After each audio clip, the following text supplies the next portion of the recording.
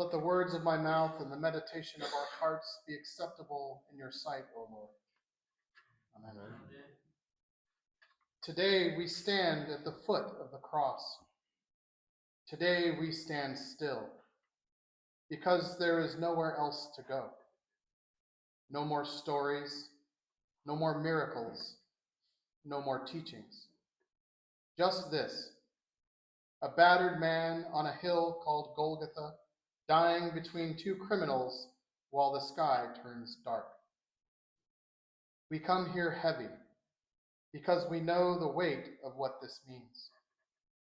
We know the horror of it, but we also know Jesus knew. He walked here on purpose. He wasn't caught in a trap he couldn't see. He wasn't a pawn in someone else's plan. From the moment he took the basin and the towel at supper last night, from the moment he broke the bread and gave thanks, "This is my body," Jesus knew what was coming. He knelt and washed feet anyway. He prayed in Gethsemane anyway. He opened not his mouth in the trial. He stretched out his arms on the cross anyway. Why? Because of love. Because of a love that wouldn't let us go. Because of a love that refuses to leave us alone in our suffering. Good Friday is a day that tells the truth. It does not sugarcoat pain. It does not wrap suffering in platitudes. It tells the truth about violence, about betrayal, about abandonment. It tells the truth about how the world treats the vulnerable, the unwanted, the ones who speak truth to power. But it also tells the truth about love and about hope. We don't often think of hope on Good Friday, but I believe it is here, hidden beneath the surface like seeds underground. Because even in his last breath, it is finished. Jesus isn't giving up. He is completing what he came to do. He is saying, "I have loved you to the end. I have carried every burden. I have tasted every fear. I have felt the sharp blade of abandonment, and still I choose you. Still I love you." And that is not the end of the story. Here in this church, we walk the stations of the cross not just as a meditation on Jesus' suffering, but as a mirror held up to our world today. We see his journey reflected in the lives of migrant peoples, those who, like Jesus, leave everything behind because they have no choice. Those who flee danger, who carry their children, who are met not with welcome, but with walls. How many are denied at the inn? How many fall under the weight of what they carry? How many mothers weep at borders, not for prophecy, but for children torn from their arms? The story of Jesus' cross is their story. He was arrested by a militarized force. He was accused without cause. He was detained, tortured, mocked, and executed outside the city walls. And the world moved on, just as it so often does now.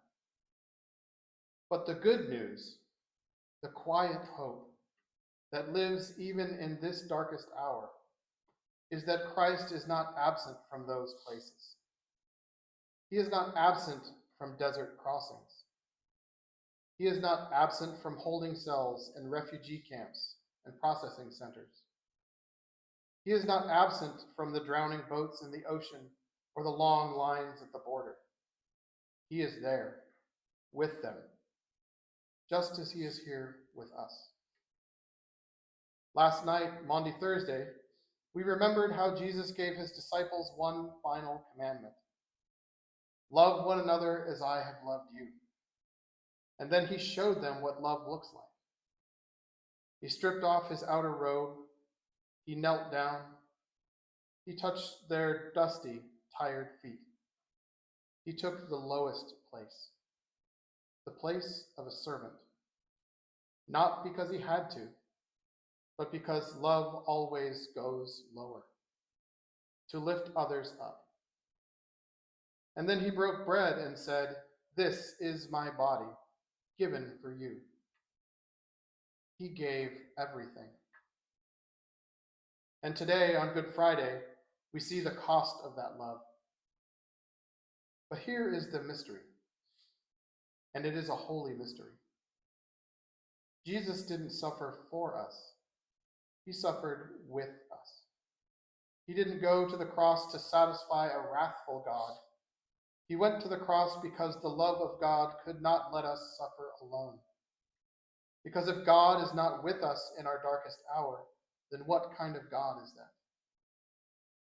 But the God we follow, the crucified Christ, is the one who chose not power, but powerlessness, not revenge, but mercy, not safety, but sacrifice.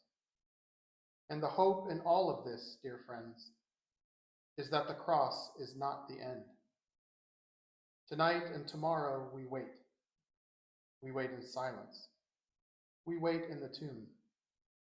We wait with all those who grieve and all those who hunger for a better world. But at the Easter Vigil, we will light a new fire. We will declare that death has not won. We will proclaim that Christ is risen and that love has the final word. And this means something radical.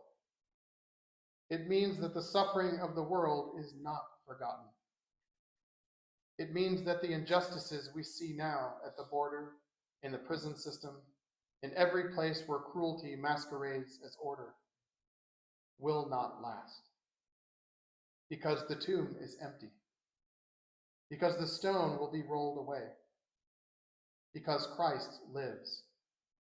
And those who walk through deserts and cross rivers and sleep in tents and hope against hope that someone sees them, they are not forgotten.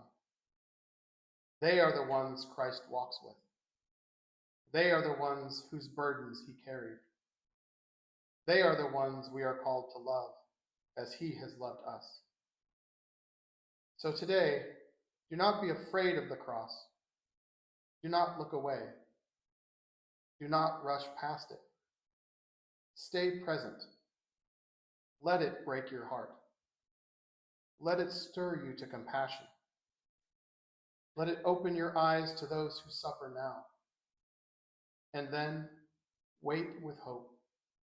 Because resurrection is coming. Because love is stronger than death. Because Jesus knew what was happening to him. And still he went. For them.